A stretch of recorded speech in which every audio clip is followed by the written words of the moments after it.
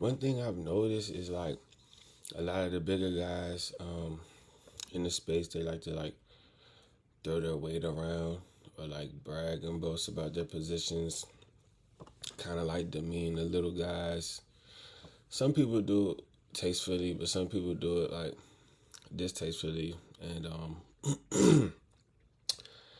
the way I basically feel about that is I don't think we should really judge each other when it comes to like money and territory and stuff. Because if you do have a lot, there's the chances are that you didn't always have that much, so you've come from not a lot. So, and if you've always had a lot, then you might not understand. But I just think we should respect what everybody has, and if you have a lot, you should use your position more as like a teaching tool and inspiration to help others get to where you are, because it's enough money to go around, and it's just kind of like, it's like, I don't know, it's not very tasteful to me when people just act like so like snob because they got like, you know, a million worth and stuff, or they got distribution, or they got a store.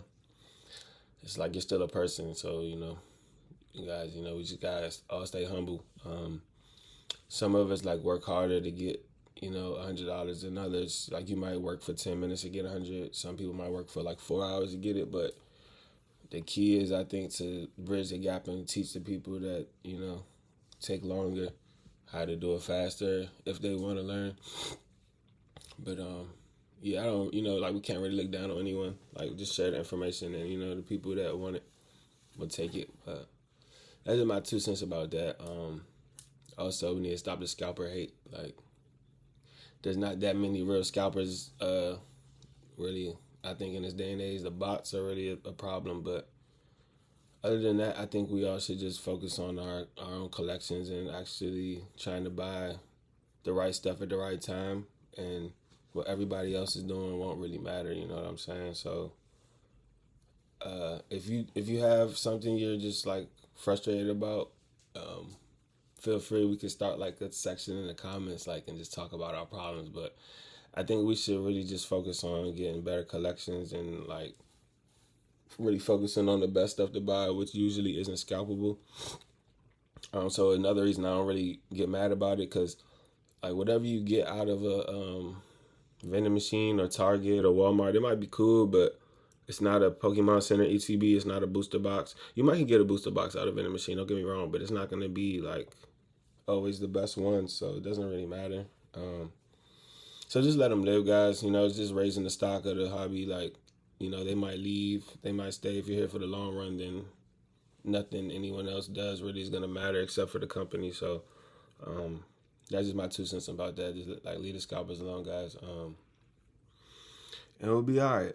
So today I want to show you guys a couple cards that I think are investable and collectible. The company is really intentional about the artworks they release. If you notice it or not, even like spaced out, sometimes they might have like sequential cards, like art sets within a set, but sometimes I think they do it like even in separate blocks or sets, so it might not have to always correlate. You might just have to notice it like a Easter egg. So I'm gonna show you guys some cards like again raw or graded, that if you were to buy them and maybe sequentially grade them, or just have them in your collection, it would be good to, you know, buy or sell them together. Another point I wanted to make before moving forward, we gotta stop the PSA hate too. They're just people just like us. They're gonna make mistakes, but ultimately they're the best grading company, and they hold the most notoriety and liquidity in their cards. So trying to like overtake them, I think honestly is, it's not the smartest thing to do. You're just gonna end up with a bunch of cards that aren't liquid, and you're encouraging people to like also get cards that aren't liquid. I think we should just work with them, and you know, whatever happens happens. And if you know, if you have something unfortunate happen to you, don't look at it like everything has to be perfect. You know what I'm saying? Like I've graded over 100 cards with them. I've had a card damaged, and it still got a 10 somehow. But I've had cards that should have got a 10 not get it. So I just take it with a grain of salt, and I give them more chances. You know, we all get more chances than we deserve. So it's like we can't expect to be given grace and don't give grace. So I'm not like I'm not here to like down any other company, but I just think if you're here to make money and like be serious about the hobby and like be active and liquid, PSA is your best bet, regardless if you are happy with everything that they're doing.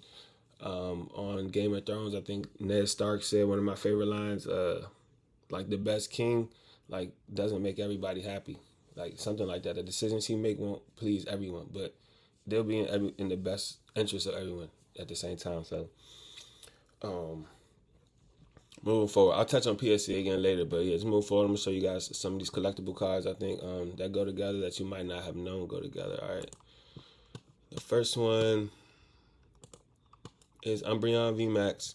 So we all know this card. It's basically the poster child of Sword and Shield and really modern, but it's continuously going up. I think at any given time, this is a good investment.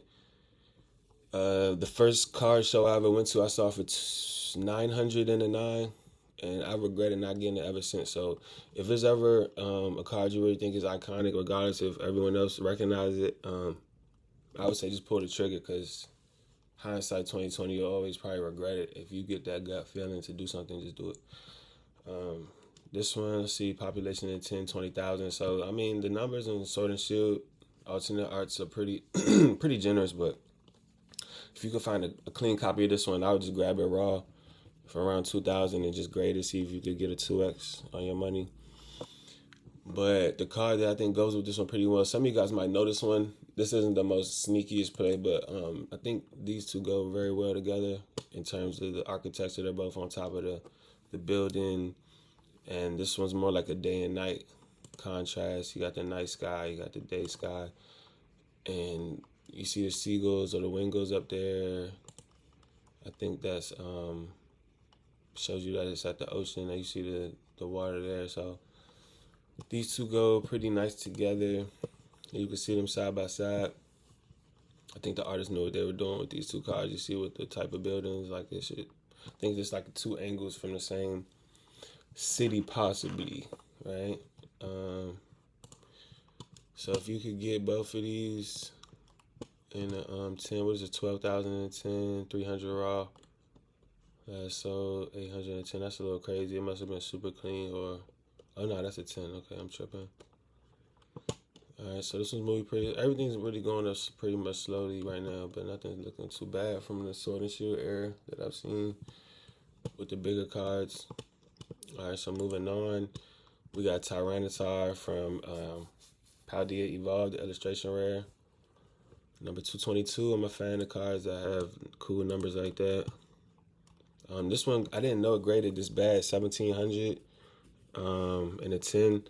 This might be next for me to invest in. I might just skip past the raw and grade and buy a graded one, because as you can see, it's a very low gem rate. But this is one of the cards that I really thought looked good when I got back into the hobby. So I was thinking, if they're making cards that look like this, I think there's a good future for Pokemon. Because when I left the hobby, they just had, I think it was Neo Destiny when I left, Neo Discovery. So there was no full arts, just shinings and stuff like that. Last so raw, $50. Yeah, I would grab some of these raw. I wouldn't necessarily do it to grade, but I think it's a good card in the future, because when I came in the hobby, it was probably around $20 to $30 raw. So it's done about a 2x in 2 years. It's kind of slow. It's not bad though. But once all these cards stop getting printed, they're gonna start going up even more. So, and the card that I think goes good with this one, I think it's a no-brainer, is the Groudon from Paradox Rift. If you notice their posture, they're pointed towards in a similar direction, upwards to the left. The Groudon is actually my favorite. This is the card that I really got me back into the hobby. Nero Kobe, I'm gonna look out for him. I like this picture, but in the 10, it's a little bit more generous than the last one. But you could pay about around 120 raw, 630 in a 10. Not bad. I think it's a good investment. Groudon usually does well. I think he does a little bit better than Tyranitar. But again, if you could get these two both in a 10 or sequentially somehow, or just both raw, I think you'll do well in the long run. Let's see how they look side by side so you can see what I'm saying. You see they both have a triumphant pose, very similar. Same artist, like I thought. Yeah, so you see what's going on here. Alright, so moving on. Groudon. Then we got the Charizard EX from Obsidian Flames. I like this card. Some people think it's more of like a full art, but I'm actually a fan of the SIRs that look like full arts just because they're just sneaky like that, you know. I actually pulled the Garchomp from Paradox Rift, and I didn't know it was a SIR, and I sold it for like probably lower than it was worth. But you live and you learn. This one's around 110 right now, 730 in the 10. This one's pretty hard to grade as well. If you look at the pop, it's about half, a little under half for the 9s and the 10. So 114, 118, 130, 750 to 10. Yeah, it's been around 7, yeah, in the 10 for a couple of months now. It's been going up slowly though. But I think this one pairs very well with the Charizard EX from Powder in the Face. Some of you guys might have known that's where I was going with this, but again, I just see a dark and light contrast between the two. This is the actual card that got me back into it for real though. This was the first SIR I ever bought, and I unfortunately sold it, but I actually like this one. I want to get it back. It's dark, it's different. It's a dark one. It's shiny. So yeah, 307 in the 10. 307 raw, 930 in the 10. This one's been going up steadily. 16,000. It's pretty even with the 9s in the 10 in the 10 in the gym rate, but still think it's a good investment either way. Whichever way you want to take it, raw, 9, 10. If you could just get one, I think this is a good card. It's gonna age well in the set with Bubble Mew. If you know, Paldean Face is a good set, specialty set from Sword and Shield. So let's look at these two side by side. You see, like they look pretty cool. Like they like they back to back, dual wielding. Yeah, and it's actually the same card somehow. I didn't actually notice that. This one's dark too. Okay. See, I'm learning too. So let's see. Alright, moving on. Lugia V from Silver Tempest. This is a dope card for sure. Very iconic. It reminds me of the Gyarados from Shining Gyarados from, what is that, Neo? Let's look at that one. The way the guy's on the boat.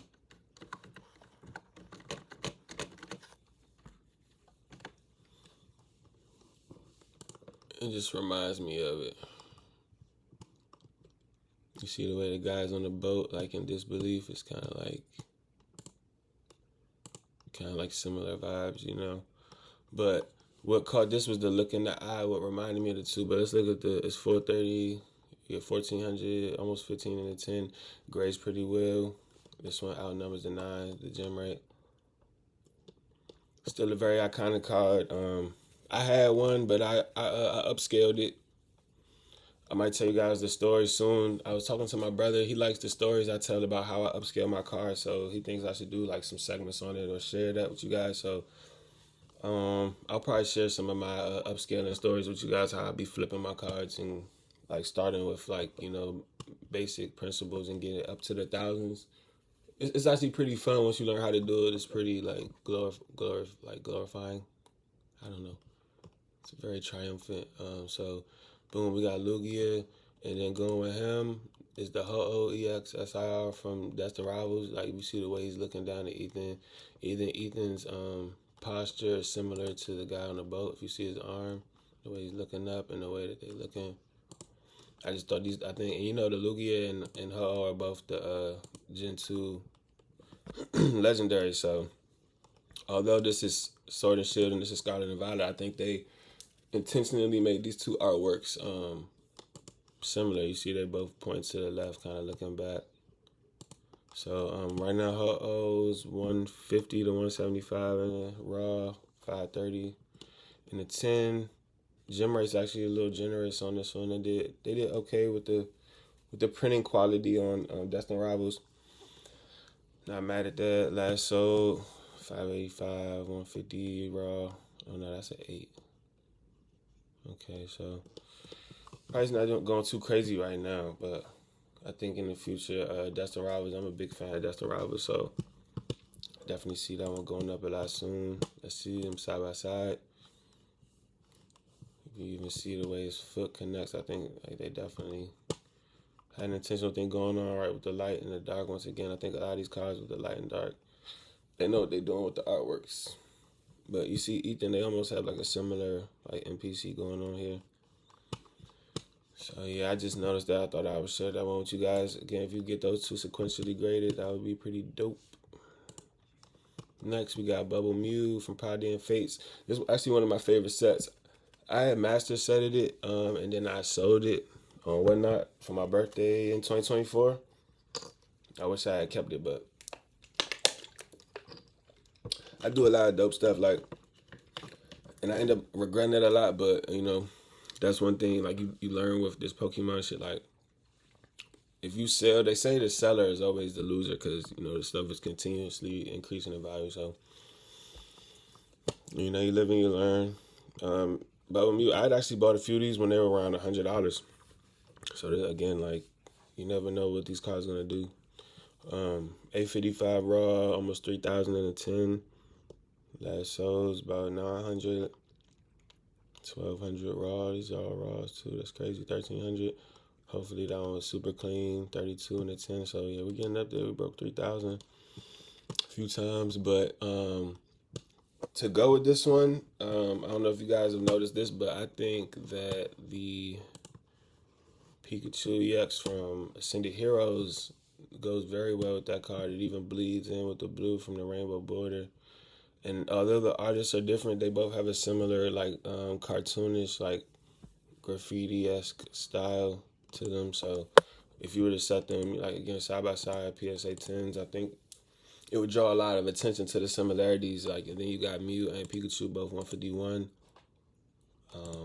I mean, you see like they got the little stars, the little goofy stars. I love the derpy cars. Like, that's just me. I was really big on Bubble Mew before it blew up. I kind of knew it had potential, but I didn't know it would do what it's doing. But this Pikachu, I've seen him grow. What is it, from 300 about? We was down around 3. And now, yeah, we sitting around 530, 750 raw. That's crazy. What's going on there?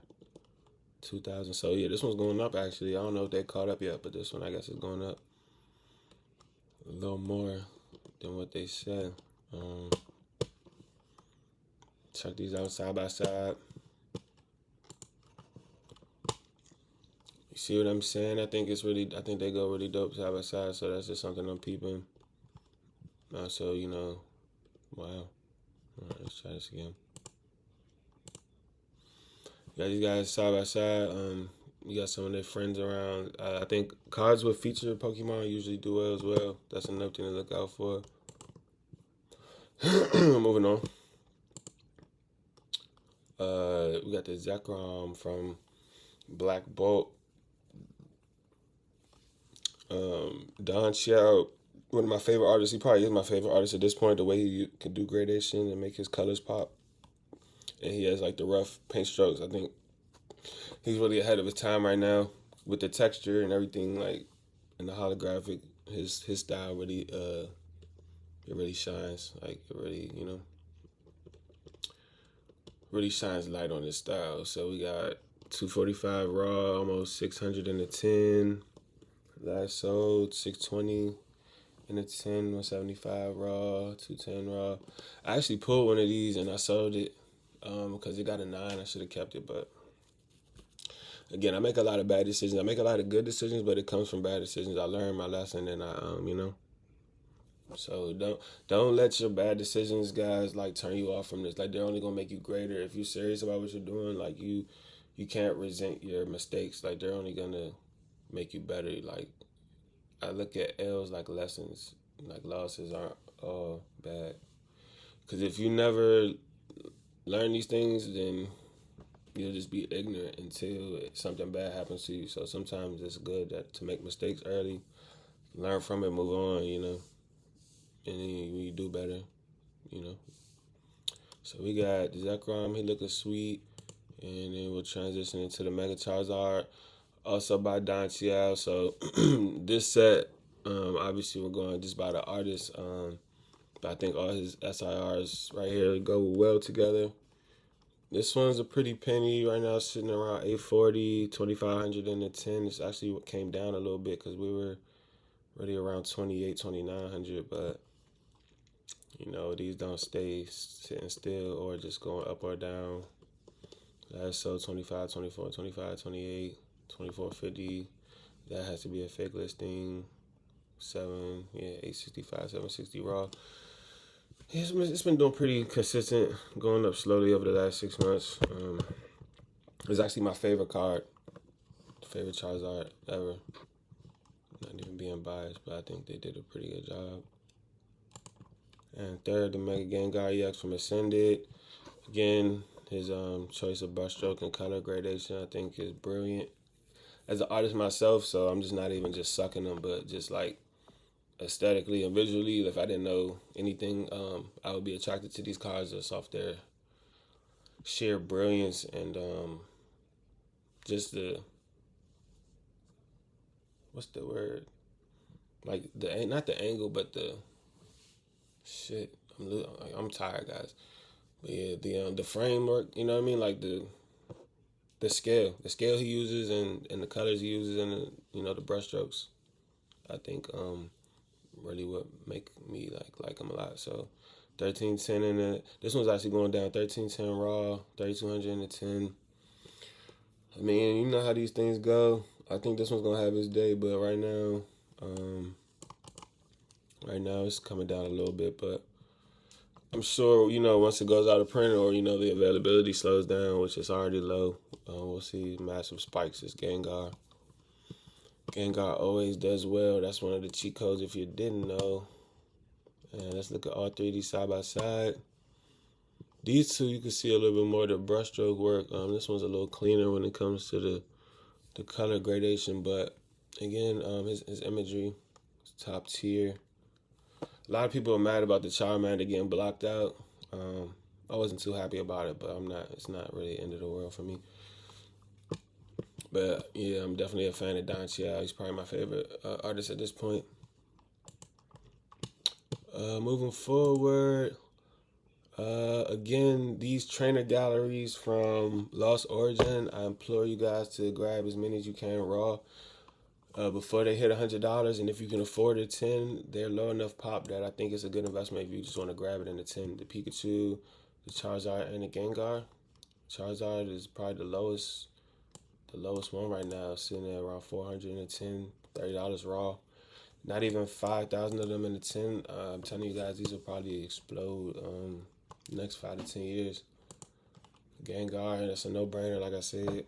He just broke 5,000, but he's sitting at 650. So both of these are about the same rarity, but you're paying about 2/3 of the price here. I think the Pikachu's the most expensive one in the 10, but again, these three Pokemon are pretty much meta. Like, they're cheat codes if you want to invest. If you was to buy these three Pokemon only, regardless of the set, you'll probably do well just because those three characters are arguably the three most popular.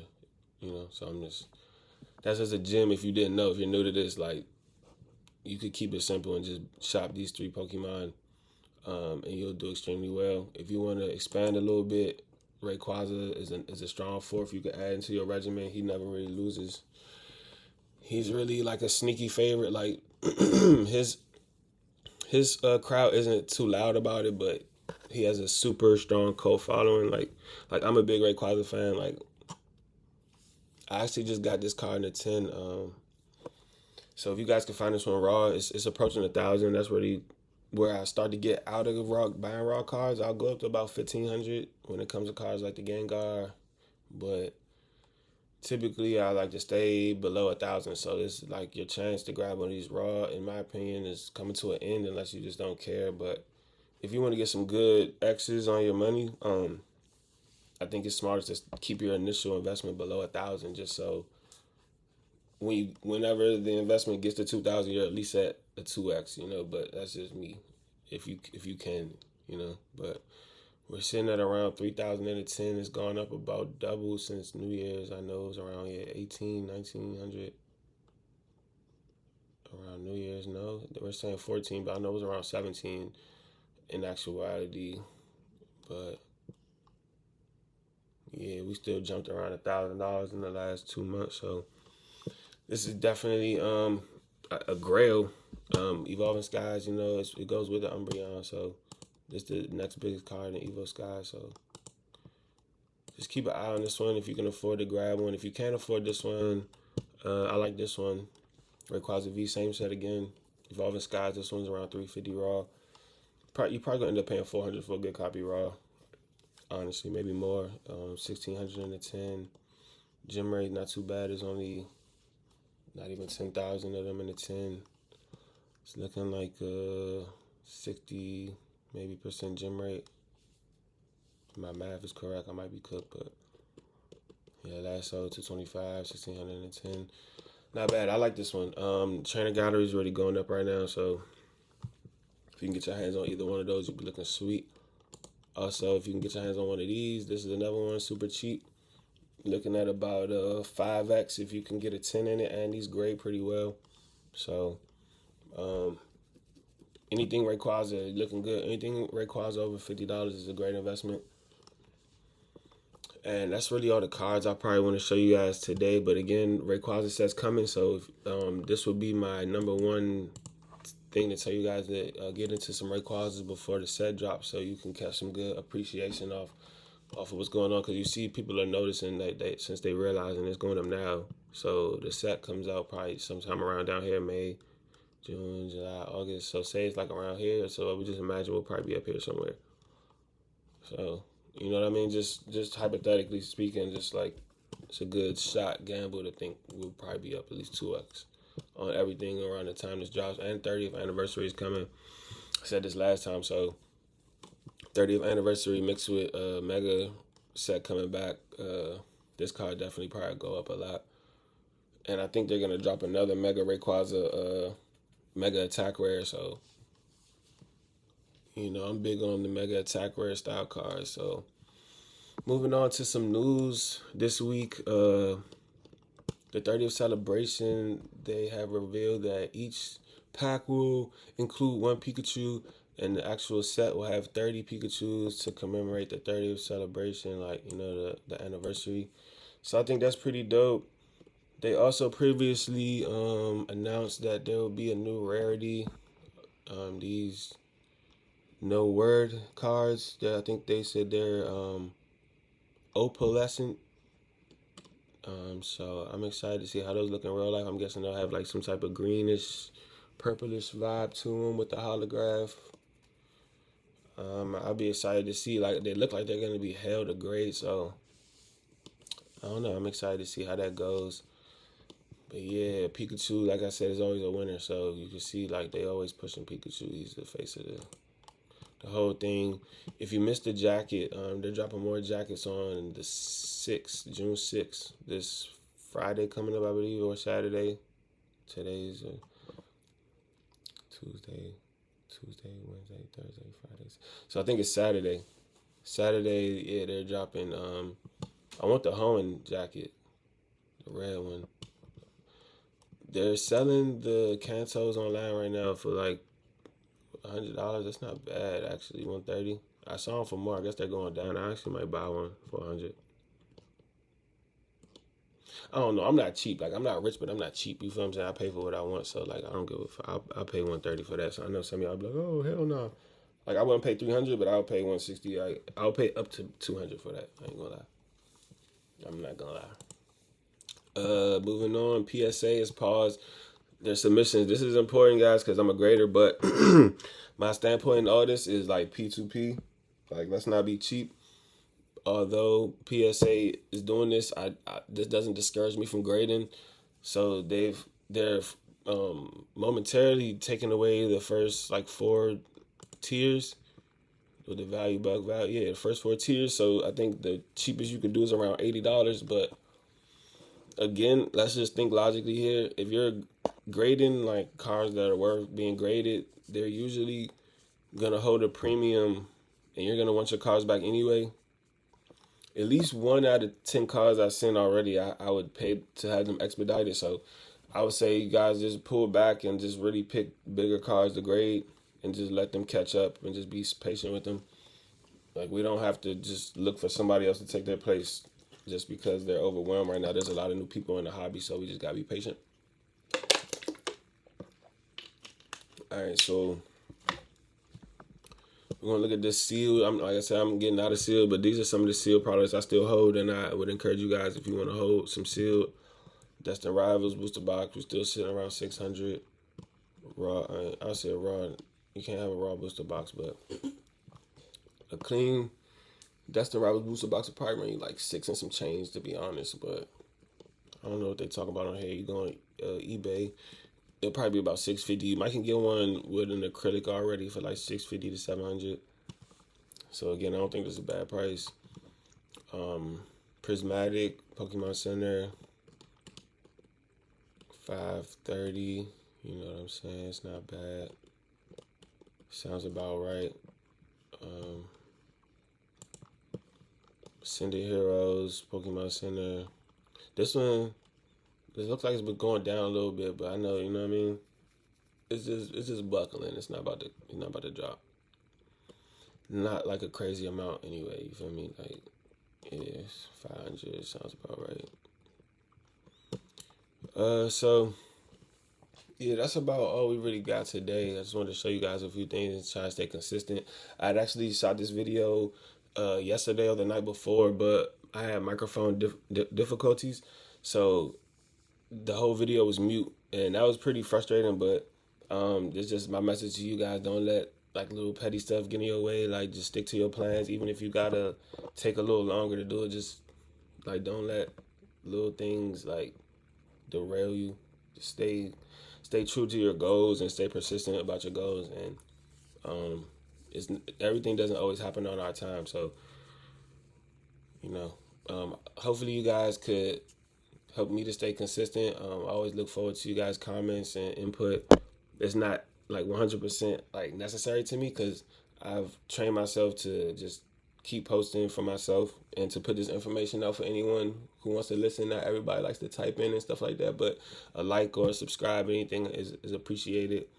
You could catch me on Instagram, whatnot. I pop in periodically on there, but yeah, it's your boy Zard. I'll probably tap in tomorrow. I'm gonna try to do videos like this for you guys every day, and just keep being consistent for you. So you guys be safe out there and you take it easy.